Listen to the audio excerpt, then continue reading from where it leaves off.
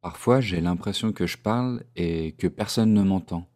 Ou alors, on m'entend, mais est-ce qu'on m'écoute? Et même si on m'écoute, est-ce qu'on me comprend? Et au fond, qu'est-ce qu'on en pense de ce que je dis? Eh bien, ces quatre questions, Jacques Posnier, psychologue, linguiste et éthologue, dont les travaux ont profondément marqué l'analyse des interactions, de la communication humaine, de la gestualité et des émotions, les a posées il y a longtemps. Et devinez quoi? Il y a également répondu.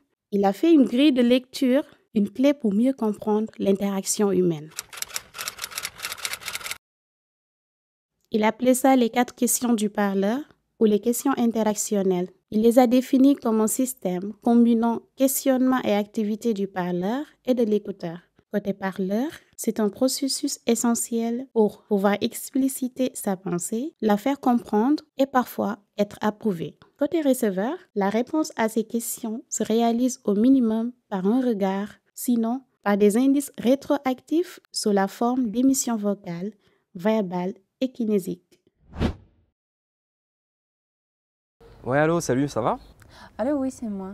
Ouais, je t'appelle, tu sais, pour le taf, là, pour le projet Oui, c'est toujours bon pour le projet. qui concerne le labo, ouais. J'ai préparé le matériel, j'ai préparé le dispositif, j'ai préparé les autorisations, donc je voulais savoir un petit peu ce que t'en pensais et puis ce qui se passait un petit peu sur ces questions-là, là aussi par rapport à tes questions de recherche.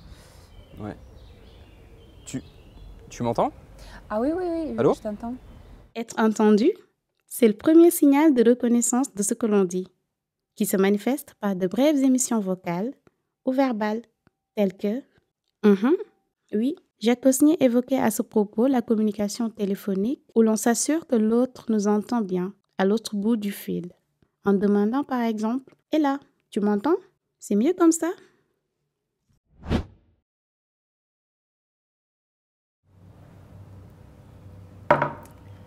Tu sais, je suis partie de chez mes parents Mhm. parce qu'ils ne veulent pas que je sois avec Mathieu. On est ensemble depuis longtemps et donc je l'aime trop et je veux être avec lui. Mais donc eux, ils ne sont pas d'accord avec ça. Hey, tu m'écoutes là? Ouais. Être écouté, c'est plus qu'être entendu. C'est capter l'attention de l'autre par des signaux non verbaux, regard, hochement de tête, silence. Jacques Osnier décrit cette écoute comme un système interactif entre émission du parleur, activité fatigue, et émission du receveur, activité régulatrice. Mais le parleur ne regarde pas en permanence le receveur. C'est ce qui donne à son regard, quand il se produit, une valeur de signal et qui requiert des signaux rétroactifs et régulateurs du receveur.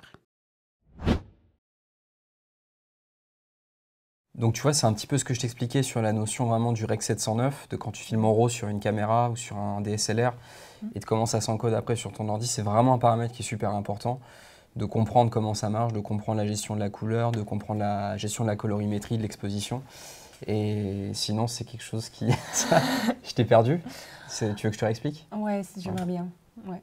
Le parleur décrypte en continu les mimiques et les signaux non-verbaux du receveur. Il module son discours en temps réel en fonction de ce qu'il perçoit. Il ajuste, reformule et explicite.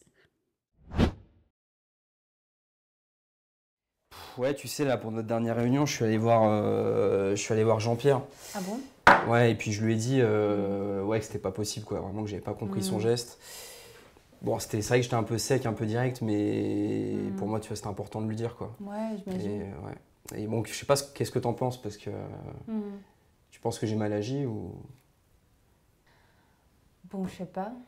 La quatrième question est la plus complexe et la plus délicate, car elle touche à nos affects et à nos relations. C'est la question du lien, de l'approbation, de l'écho. Pour Jacques Osnier, cette question mérite d'être mieux explicitée, car elle nous pousse à aborder les questions d'empathie et de communication affective. On distingue deux types de communication affective. La communication émotionnelle qui renvoie aux états internes, qui se manifeste par des symptômes psychomoteurs et végétatifs. Ces manifestations sont brutes et non contrôlées, tremblements, sueur, pâleur, rire. La communication émotive est le résultat d'une élaboration secondaire, d'un travail qui conduit à des manifestations contrôlées des affects. Cette communication émotive peut varier d'une situation à une autre selon les normes sociales et culturelles.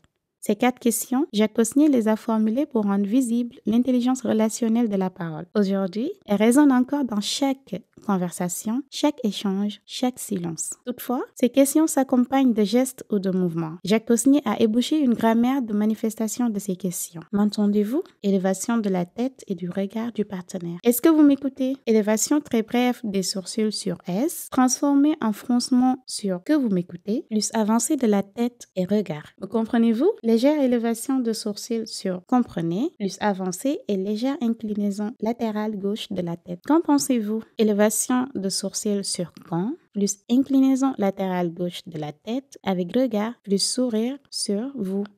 Le langage est une scène sur laquelle chacun joue son être à travers le regard et l'impression de l'autre. Merci Jacques Cosnier pour ces 4 questions si simples mais si puissantes. Merci de nous avoir transmis l'art d'interroger nos paroles, d'affiner nos écoutes et d'honorer chaque interaction comme un lieu d'intelligence partagée. Merci de nous avoir appris à parler avec attention, à écouter avec présence et à interagir avec sens. Grâce à vous, la parole devient un geste d'humanité.